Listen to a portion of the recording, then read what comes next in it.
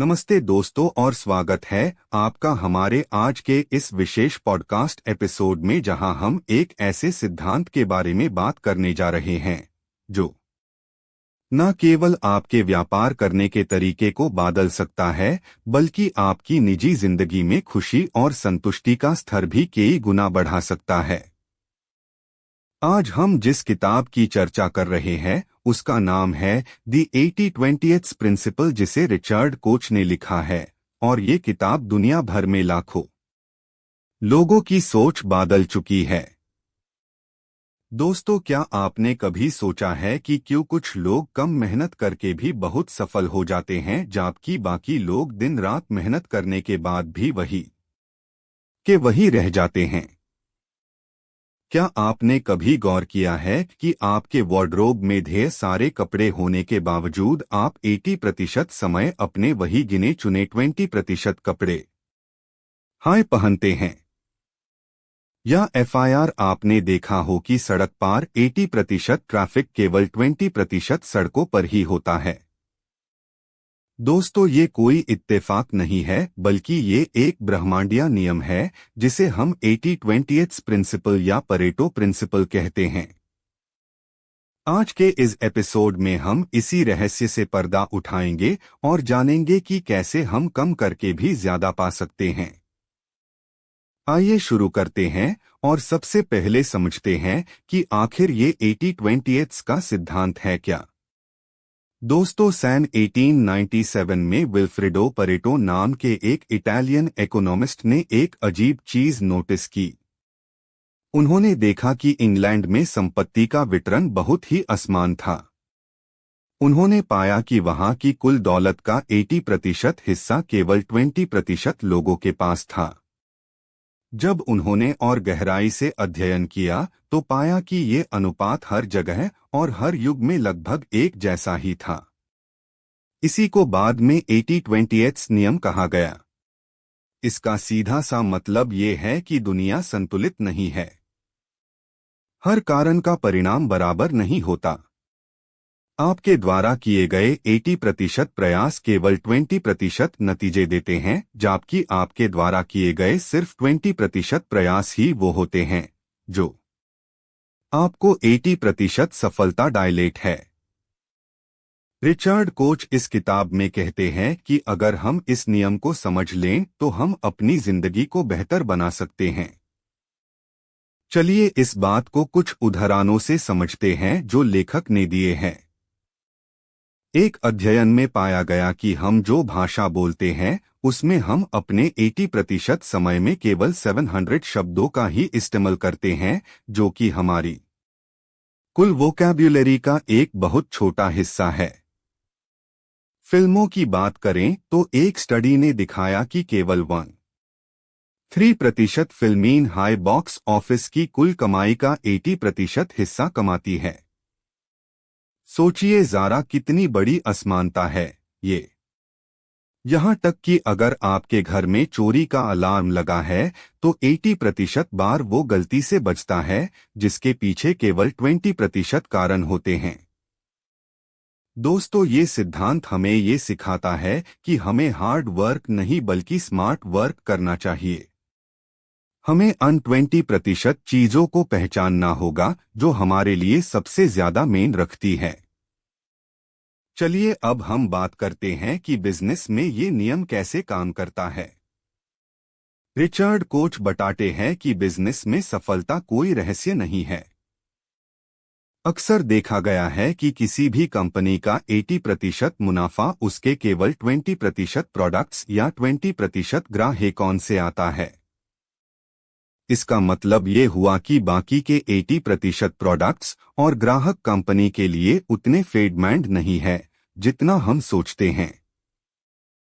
लेखक एक बहुत दिलचस्प बात कहते हैं कि हमें लगता है कि 50% मेहनत से 50% रिजल्ट आना चाहिए, लेकिन असलियत में ऐसा नहीं होता।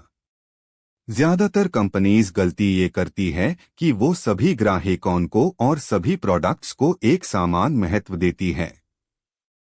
वो सोचते हैं कि हर ग्राहक बराबर है और हर प्रोडक्ट पर बराबर ध्यान देना चाहिए। लेकिन 80-20 सिद्धांत कहता है कि ये सोच गलत है। अगर आप एक बिजनेसमैन है तो आपको तुरंत ये एनालिसिस करना चाहिए कि वो कौन से प्रोडक्ट्स हैं जो सबसे ज्यादा बिकते हैं और सबसे ज्यादा प्रॉफिट देते हैं। आप पाएंगे कि वो गिने चुने ही होंगे। आपको अपनी पूरी ताकत उन्हीं प्रोडक्ट्स को बेहतर बनाने और उन्हीं ग्राहकों को खुश रखने में लगानी चाहिए। रिचर्ड कोच ने आईबीएम का एक बड़ा ही शानदार उदाहरण दिया है। 1960 के दशक में आईबीएम ने नोटिस किया कि कंप्यूटर अपना 80% समय केवल 20% ऑपरेटिंग कोड को एक्सिक्यूट करने में बिताता है। इस बात को समझते ही उन्होंने अपने सॉफ्टवेयर को दोबारा लिखा ताकि वो 20% कोड सबसे तेजी से काम करे और यूजर के लिए आसान हो। इस एक कदम ने आईबीएम के कंप्यूटर्स को दूसरों के म्यूकेबल कहीं ज्यादा तेज और एफिशिएंट बना दिया। यही है 80/20 का जादू। लेकिन दोस्तों, सवाल ये उठता है कि हमारी स्ट्रैटेजीज अक्सर गलत क्यों होती है। इसका जवाब देते हुए लेखक कहते हैं कि हम साधारणता को पसंद करते हैं। हम चाहते हैं कि सब कुछ बैलेंस्ड हो, लेकिन यूनिवर्स बैलेंस्ड नहीं है। बिजनेस में कई बार हम अन कस्टमर्स के पीछे भागते रहते हैं जो हमें बहुत कम प्रॉफिट देते हैं, और उनके चक्कर में हम अन कस्टमर्स को इग्नोर कर देते हैं जो हमारे बिजनेस की रीढ़ की हड्डी है। एक केस स्टडी में बताया गया कि एक इलेक्ट्रॉनिक्स कंपनी ने जब एनालिसिस किया तो पाया कि उनके टॉप 3 प्रोडक्ट्स हाई उनका आधा मुनाफा कमा कर दे रहे, जबकि नीचे के कई प्रोडक्ट्स लॉस में चल रहे थे। जब उन्होंने लॉस वेल प्रोडक्ट्स को बंद किया और टॉप प्रोडक्ट्स पर फोकस किया तो उनका मुनाफा एकदम से बढ़ गया। इसलिए दोस्तों, चाहे आप बिजनेस करते हो या नौकरी, आपको ये देखना होगा कि आपका कोर कॉम्पिटेंस क्या है। वो कौन सा काम है जो आप सबसे अच्छा करते हैं और जिसमें आपको सबसे ज्यादा रिटर्न मिलता है। बाकी चीजों को या तो हटा दीजिए या किसी और को आउटसोर्स कर दीजिए। अब हम आते हैं इस किताब के सबसे रोमांचक हिस्से पर, जो है टाइम रेवोल्यूशन यानी समय की क्रांति। हम सब अक्सर ये शिकायत करते हैं कि हमारे पास वक्त नहीं है। हम कहते हैं कि हम बहुत बिजी हैं। लेकिन रिचर्ड कोच कहते हैं कि ये सबसे बड़ा झूठ है जो हम खुद से बोलते हैं। हमारे पास वक्त की कमी नहीं है, बल्कि हम वक्त का गलत इस्तेमाल कर रहे हैं। 80-20 सिद्धांत के अनुसार हमारी 80% उपलब्धियां हमारे केवल 20% समय में हासिल होती है। इसका मतलब ये है कि हम अपना 80% वक्त उन चीजों में बर्बाद कर देते हैं जिनका हमारी सफलता या खुशी से कोई लेना देना नहीं होता। जरा सोचिए, अगर आप उस बेकार के 80% वक्त को बचा लें और यूज अन 20% कामों में लगाए जो वाकई मेन रखते हैं, तो आपकी प्रोडक्टिविटी कितनी बढ़ जाएगी। लेखक कहते हैं कि हमें टाइम मैनेजमेंट की नहीं बल्कि टाइम रेवोल्यूशन की जरूरत है। टाइम मैनेजमेंट हमें सिखाता है कि हमें अपनी टू डू लिस्ट के सारे काम कैसे निपटाने हैं, लेकिन टाइम रेवोल्यूशन हमें सिखाता है कि इस लिस्ट में से 80% काम ऐसे हैं जिन्हें करने की जरूरत ही नहीं है। आपको उन्हें काट देना चाहिए। दोस्तों, आपको लो वैल्यू एक्टिविटीज और हाई वैल्यू एक्टिविटीज के बीच का अंतर समझना होगा।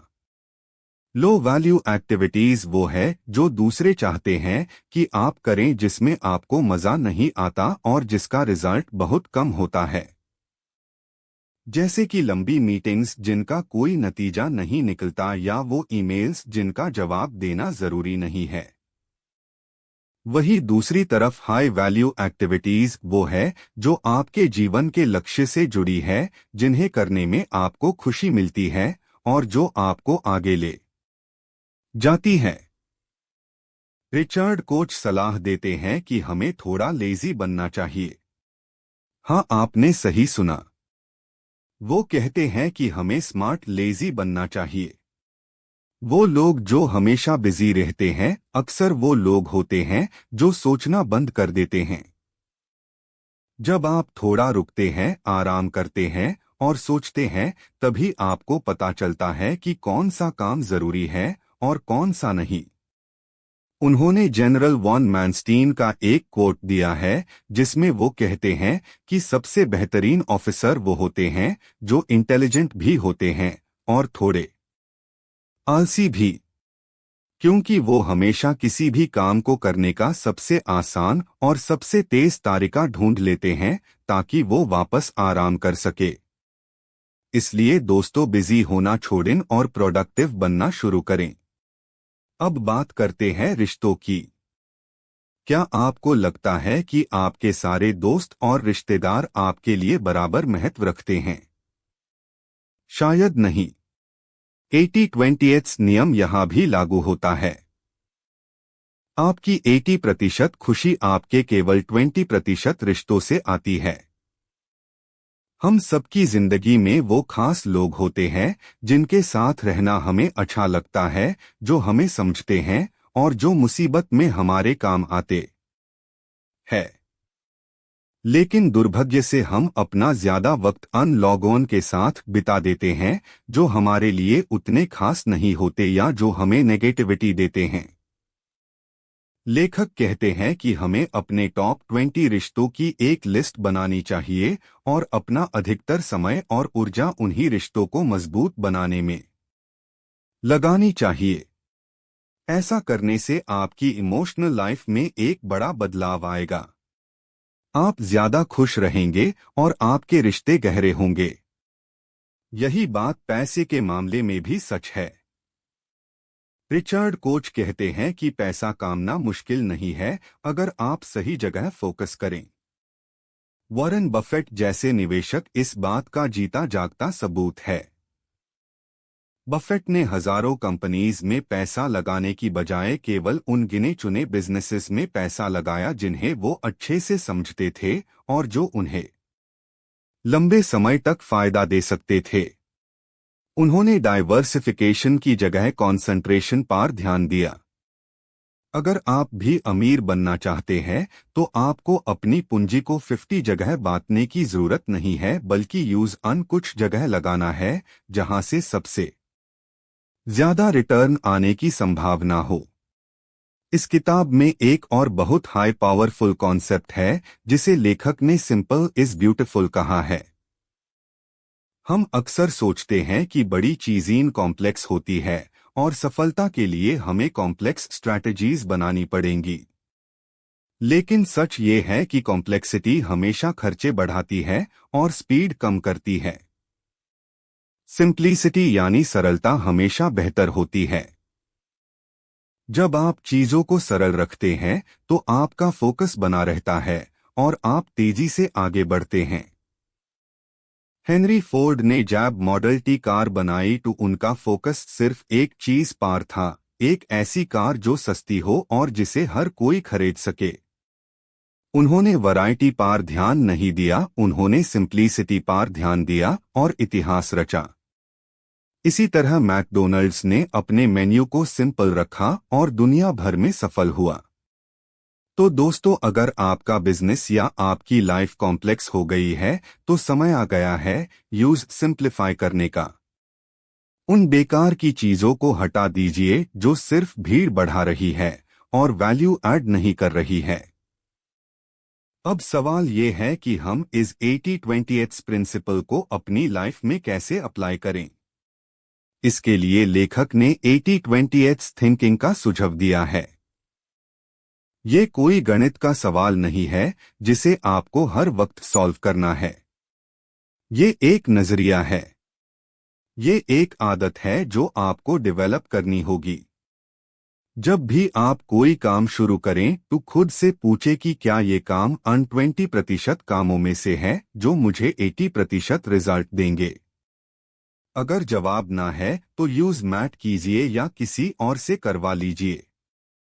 जब भी आप परेशान हो तो सोचिए कि वो कौन सी 20% वजह है जो आपकी 80% परेशानी का कारण है और उन्हें जद से खत्म कर दीजिए।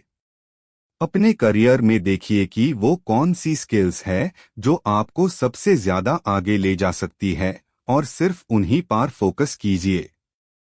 रिचर्ड कोच ने इस किताब के आखिरी हिस्से में सामाजिक सुधार की भी बात की है। वो कहते हैं कि हमें समाज में भी 80-20 का नियम लगाना चाहिए। अपराध रोकने के लिए पुलिस को 20% अपराधियों और इलाकों पर फोकस करना चाहिए जो 80% जुर्म के लिए जिम्मेदार है। शिक्षा में हमें 20% टीचिंग मेथड्स पर ध्यान देना चाहिए जो बच्चों को सबसे ज्यादा सिखाते हैं। दोस्तों, अंत में मैं बस यही कहूंगा कि 80-20 प्रिंसिपल हमें एक बहुत ही महत्वपूर्ण बात सिखाता है और वो ये है कि हमारी जिंदगी में संतुलन या बैलेंस नेचुरल नहीं है। जिंदगी असंतुलित है और यही इसकी खूबसूरती है। हमें इस असंतुलन से लड़ना नहीं है बल्कि इसका फायदा उठाना है। हमें समझना होगा कि हम सब कुछ नहीं कर सकते और हमें सब कुछ करने की जरूरत भी नहीं है। हमें सिर्फ वो करना है जो सबसे जरूरी है। हमें परफेक्शनिस्ट बनने की बजाय इफेक्टिव बनना है।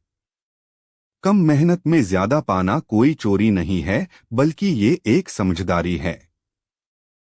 जब आप इस नियम को अपनाएंगे तो आप पाएंगे कि आपके पास अपने लिए, अपने परिवार के लिए और अपने शौक के लिए काफी वक्त है और फिर भी आप अपने करियर में नई ऊंचाइयां छू रहे हैं। तो दोस्तों, आज ही बैठिए और एक लिस्ट बनाइए। देखिए कि आपकी जिंदगी में वो कौन सी 20% चीजें है जो आपके लिए सबसे ज्यादा मेन रखती है। उन्हें पकड़ लीजिए और बाकी सबको जाने दीजिए। यही है रिचर्ड कोच की किताब दी 80-20 प्रिंसिपल का सार। उम्मीद है कि आपको ये चर्चा पसंद आई होगी और आप इसे अपनी जिंदगी में जरूर लागू करेंगे। खुश रहिए, स्मार्ट बनिए और कम मेहनत में ज्यादा सफलता हासिल कीजिए। धन्यवाद।